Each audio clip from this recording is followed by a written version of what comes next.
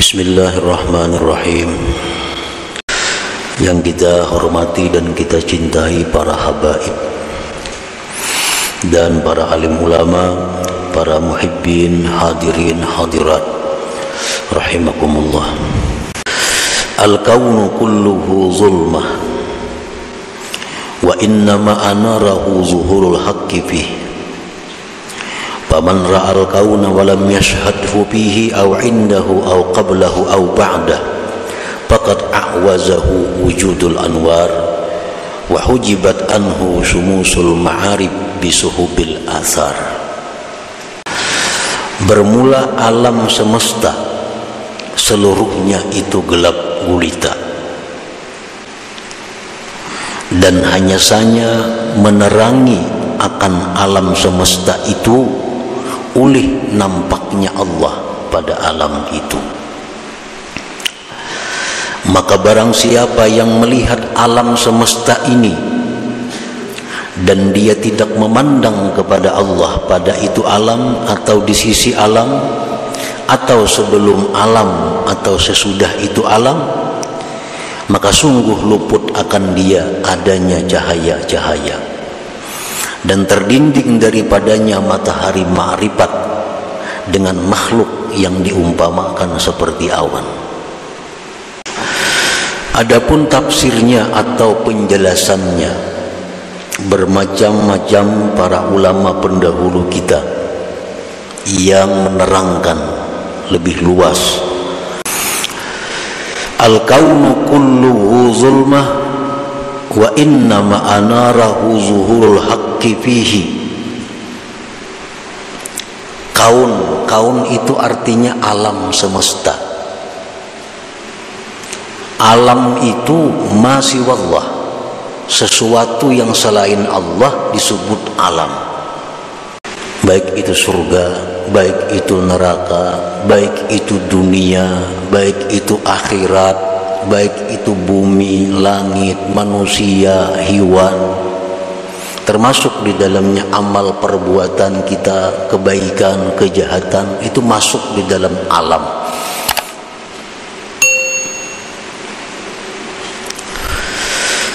Maka seluruhnya alam tadi zulmah, gelap.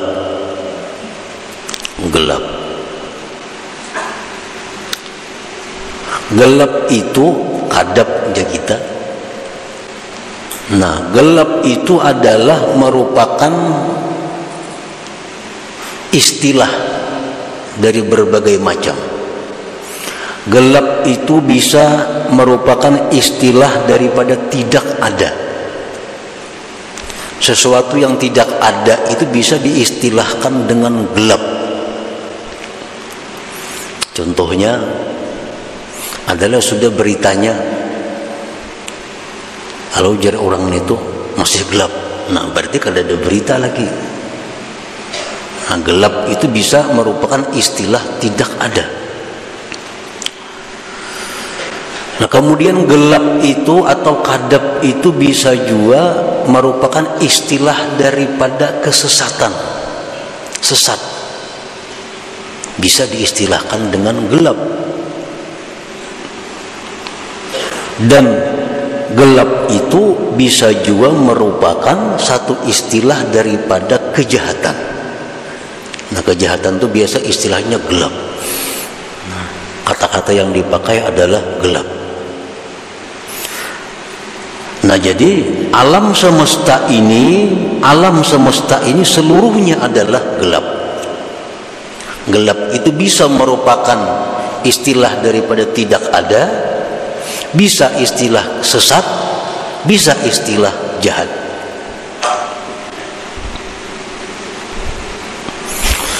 Wa innama anarahu zuhurul haqqi fihi, dan hanya saja menerangi akan alam semesta ini oleh tampaknya Tuhan pada alam itu. Terang ini pun istilah dari beberapa macam. Bisa sesuatu yang ada itu diistilahkan dengan terang. Adakah sudah kabarnya nih? Sudah ada titik terangnya ya. Nah, berarti ada tuh. Nah, jadi terang itu bisa istilah ada. Nah, kalau kita pakai istilah ada itu, maka alam semesta ini adalah zulmah, artinya tidak ada, tetapi hanya saja alam itu ada oleh karena adanya Allah. Oleh karena adanya Allah. Itu kalau kita pakai istilah gelap itu tiada, terang itu adalah ada. Terang itu bisa juga merupakan satu istilah daripada petunjuk. Petunjuk bisa disebut cahaya, terang, cahaya iman, ya kan? Nah, kalau kita ambil itu, maka pengertiannya adalah bahwa alam semesta itu adalah sesat. Zulmah, gelap artinya sesat. Hanya saja Allah Ta'ala lah yang menunjukkan akan alam itu. Nah, kalau itu terang kita artii dengan petunjuk. Dan terang itu bisa juga artinya kebaikan, kebajikan. Sesuatu yang baik itu bisa disebut dengan cahaya, terang. Nah, kalau itu kita ambil, maka artinya adalah alam semesta itu seluruhnya adalah jahat. Seluruhnya jahat.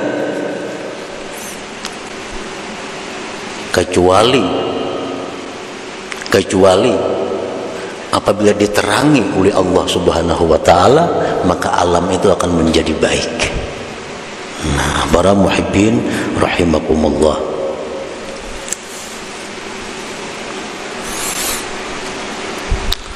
Untuk mendekatkan kepada paham kita, tadi mungkin terlalu jauh pemahamannya, masih lebar. Nah, untuk mendekatkan kepada paham kita, kita ambil salah satunya.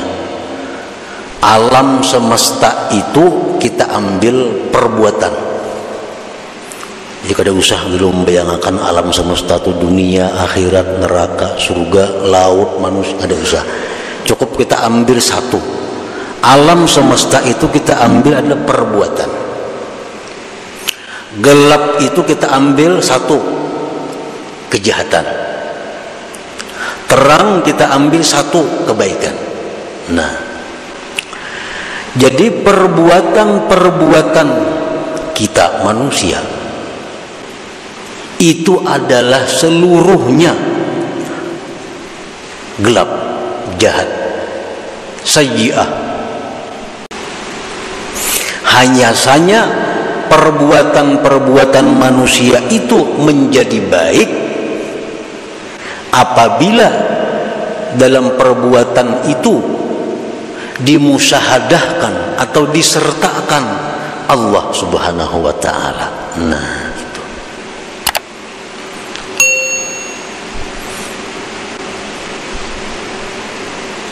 Perbuatan-perbuatan kita itu semuaan kada baik.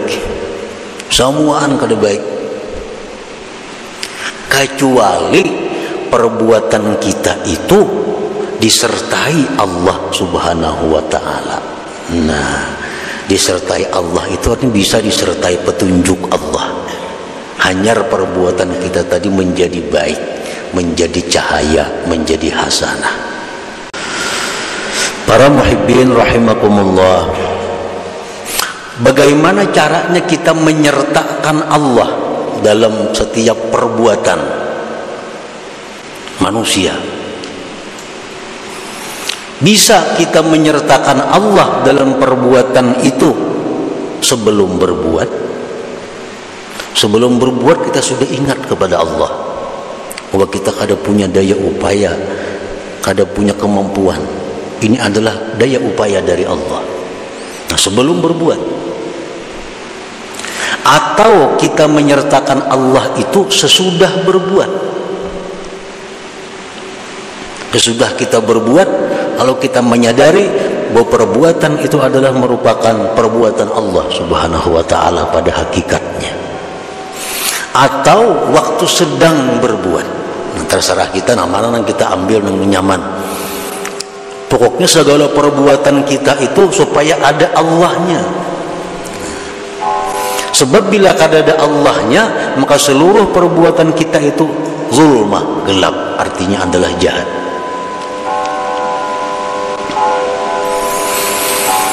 Nah, para muhibbin rahimakumullah, faman ra'al kauna wa lam yashhadillah fahuwa mahjub ta'ihun bizzulumat wa huwa arzalul khalqi. Barang siapa melihat perbuatan, tadi kita ambil contoh satu perbuatan. Siapa yang melihat perbuatan baik dirinya atau perbuatan orang lain, tetapi dia tidak bisa musyahadah kepada Allah, artinya dalam perbuatan itu dia tidak ada Allahnya. Siapa yang berbuat aku, siapa yang berbuat ikam, di hati itu kada ada Allahnya, kada ada. Nah, maka orang ini ngarannya mahjub, terdinding. Nah, terdinding, tersesat, dan dia merupakan makhluk yang paling jahat, arzalul khalaik. Bila kita tuh mengakui bahwa yang berbuat ini adalah aku, sampai ke hati-hati kita aku, nah itu sesat, terdinding. Yang berbuat itu adalah Fulan bin Fulan, sampai ke hati-hati kita mengatakan itu Fulan yang berbuat, tanpa sedikit pun kita ingat kepada perbuatan Allah. Sesat kita, sesat. Kenapa dia terdinding itu? Sebabnya lintibahi zahiri suwaril akwan suwaril kauni fi qalbi, karena tertancapnya zahir gambar ini perbuatan di dalam hatinya. Nah, dalam hatinya sudah becap, sehingga terdinding daripada mengingat bahwa perbuatan itu adalah perbuatan Allah Subhanahu wa ta'ala pada hakikatnya. Kan kita sudah mengitikadkan bahwa la haula wala quwata illa billah. Nah, kalau kita mengatakan bahwa itu perbuatan kita sampai ke dalam hati-hati, kita mengatakan itu perbuatan kita, nah itu kita berarti terdinding. Nah, apabila kita ini orang yang terdinding, kita orang yang sesat, ta'atu minhu sayyi'ah, amal taat yang kita lakukan itu menjadi kejahatan. Kalau kita ini orang yang terdinding, amal taat yang kita perbuat itu kejahatan. Kalau amal jahat bang, sudah makinnya kejahatan lagi.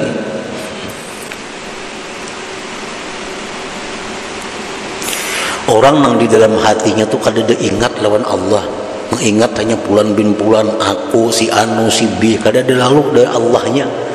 Nah, orang ini kalau berbuat taat, maka taatnya itu jahat. Kenapa taatnya itu jahat? Li'annaha la takhlu an ujubin wa riya'in wasti'zaz, karena taatnya itu kada sunyi daripada ujub, daripada riya, daripada merasa mulia. Itu sebabnya. Kenapa? Karena kada ingat lawan Allah. Nah, sembahyang tu aku semuaan, kada ingat bahwa sembahyang tu kawa karena hidayah Allah, karena taufik Allah, karena petunjuk Allah. Kada ingat lagi aku sembahyang itu. Ujub ngarannya. Ini sembahyang mengharapkan balasan orang lain, mengharapkan pujian orang lain, riya ngarannya. Ini sembahyang lalunya merasa lebih baik pada manusia lainnya, nya merasa lebih mulia daripada orang lainnya, isti'zaz ngarannya. Nah, ibadah itu bila macam ini halnya, ibadah itu berubah menjadi kejahatan. Nah, jadi kalau kita ini golongan-golongan orang yang mahjub, ibadah apapun yang kita lakukan bukan pahala yang kita dapat, tapi sayyi'ah, kejahatan. Sebab kita mahjub, kita terdinding daripada Allah. Wa amma man ra'al kauna wa yashhadu Allah ta'ala fahuwa mukashafun munawwarul basirah fara'al kauna kullahu nura. Adapun orang yang melihat perbuatan, kita ambil contoh perbuatan tadi, dia melihat perbuatan, dan di situ dia ingat kepada Allah. Nah, ini sembahyang, ingat aku ini sembahyang karena pertolongan Allah, karena petunjuk Allah, karena hidayah Allah, karena kekuatan Allah, aku lalu bisa kayak ini. Nah, maka ini orang ngarannya mukasab, orang yang dibukakan mata hatinya oleh Allah. Munawwarul basirah, orang yang diterangi mata hatinya. Maka dia melihat perbuatan itu seluruhnya adalah cahaya, karena selalu ada Allah Subhanahu wa ta'ala. Nya sembahyang, inya bersedekah, baik dirinya atau orang lain, selalu inya melihat bahwa itu adalah petunjuk Allah, itu adalah kekuatan dari Allah, itu adalah taufik daripada Allah. Nah, sehingga orang jadi tinggalam, jadinya nang timbul hanya Allahnya. Nah, kalau macam itu kita ngarannya mukasab. Nah, mukasab.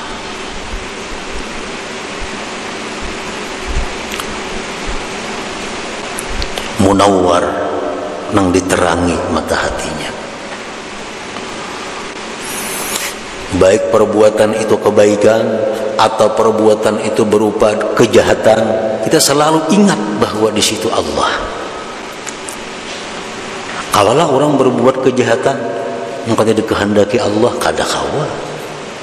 Nah, jadi setiap kali apa yang kita lihat dari perbuatan itu, selalu ingat kita kepada Allah. Ada orang datang menyari-nyari lawan kita, bahwa ada orang datang mencela lawan kita, ada orang datang memuji kepada kita, ada orang datang menyanjung kepada kita. Nang kita lihat itu adalah samuan itu adalah dari Allah. Jadi amun kita gembira, kita kada gembira lawan orang itu. Amun kita sarik, kita kada sarik lawan orang itu, karena orang itu kada daya upaya. Kita mengatakan orang itu sarik, ini sariknya dari Allah. Allah memberinya kekuatan, memberinya kemampuan sehingga ini sarik lawan aku. Pada hakikatnya berarti Allah yang menegur aku, Allah yang sarik lawan aku. Nah, ini macam ini hanya orang yang mukasab, orang yang dibuka mata hatinya. Kadang mau ada dendam, kadang mau ada dengki. Kenapa? Karena ini mata hatinya terbuka. Nang mau dendam tuh orang nang lupa lawan Allah. Ada orang sarik lawan inya tuh maksudnya sarik lawan inya. Kada ingat ini tuh kawa sarik karena Allah, kada kawa ingat. Nah, fal maksiyatu minhu hasanah, maka kejahatan maksiat dari orang yang mukasab ini itu kebaikan. Apalagi kebaikan. Orang ini nang mukasab nih, nah hatinya diterangi oleh cahaya Allah, sehingga dia selalu ingat kepada Allah bila melihat perbuatan-perbuatan. Andai kata inya melakukan maksiat itu jadi pahala. Nah, maksiat itu jadi kebaikan. Apalagi inya berbuat taat maginnya lagi, maksiatnya pun jadi kebaikan. Nah, lalawanannya ya nang tadi al-mahjub tadi. Nah, orang nang terdinding ini inya berbuat dosa, sudah nyata dosa. Berbuat kebaikan jadi dosa juga. Kalau orang nang mukasab berbuat baik sudah nyata pahala, berbuat dosa pun inya dapat pahala. Kenapa berbuat dosa ini dapat pahala?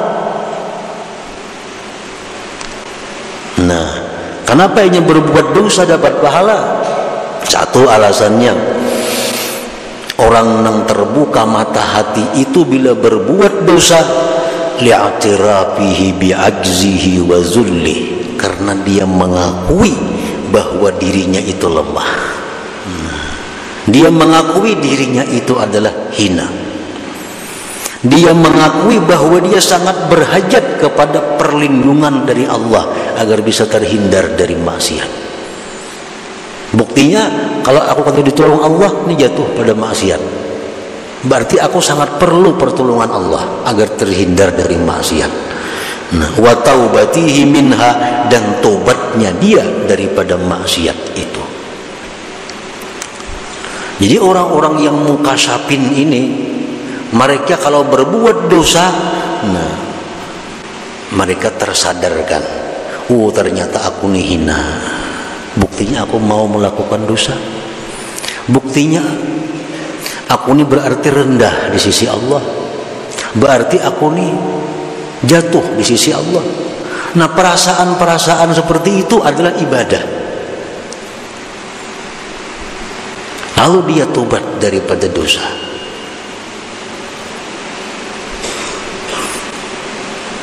Banyak orang yang masuk surga karena dosa. Banyak orang masuk neraka karena kebaikan.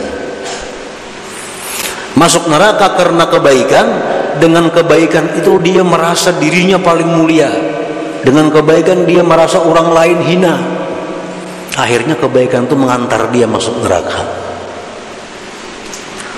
Dia melakukan dosa, lalu dia merasa hina daripada orang lain. Dia merasa rendah daripada orang lain. Akhirnya dia kembali kepada Allah minta ampun. Nah, dosanya itulah yang mengantar dia ke surga. Jadi orang-orang yang dibuka Allah mata hatinya, yang selalu ingat kepada Allah, walaupun yang diperbuatnya dosa, yang jadi pahala. Qala ba'dul ulama, berkata sebagian ulama, idza taba minadz dzunub saratiz dzunubul madiyah kulluha hasanat. Kalau orang taubat dari satu dosa, ini berisi 100 macam dosa, lalu ini taubat, sebujur-bujur taubat, maka yang 100 macam dosa tadi ditukar Allah jadi kebaikan. 100 kebaikan jadinya. Nah, itulah yang dimaksud dengan firman Allah Ta'ala, faulaika yubaddilullah sayyiatihim hasanat wa kana Allah ghafurar rahimah. Mereka itulah yang Allah gantikan dosa-dosa mereka itu kebaikan. Orang ini macam-macam dosa, pokoknya ribuan dosa nang digawinya. Satu harinya tobat, sebenar-benar tobat. Nang 1000 dosa itu berubah menjadi 1000 kebaikan.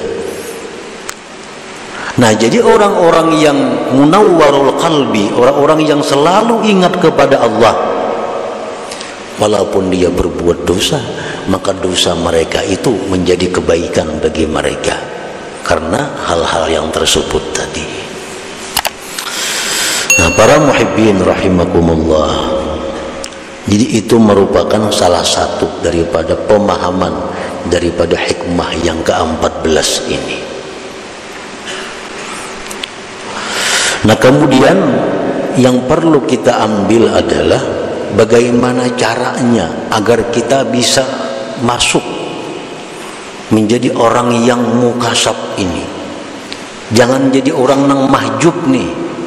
Karena kalau kita masuk orang yang terdinding ini, ibadah apapun yang kita lakukan ada faedahnya. Kenapa? Karena disertai ujub, disertai riya, disertai merasa mulia, disertai yang kada baik. Jadi mesti kita jangan berada dalam golongan itu. Kita mesti masuk dalam orang-orang yang mukasab, yang munawwar, yang diberi cahaya. Para ulama suluk mengatakan ada 3 hal untuk bisa kita mendapatkan kasbillah, keterbukaan hati dari Allah itu. 3 hal ini, 1 pemantang, 2 ubat nang digawi, yang ketiga lingkungan. Nah, pertama az-zuhdu bid dunya, hendak masuk dalam golongan orang-orang nang tadi, nang kedua nih, nang diberi cahaya hatinya tuh, hendak masuk ke situ. Syaratnya pertama dahulu mengurangi urusan-urusan duniawi. Selama kita masih berpikir hendak menambah kekayaan, kada kawa. Tetap kita berada di gulungan mahjub itu. Nang ada mesti dikurangi. Misalnya asalnya usaha berapa macam, dikurangi.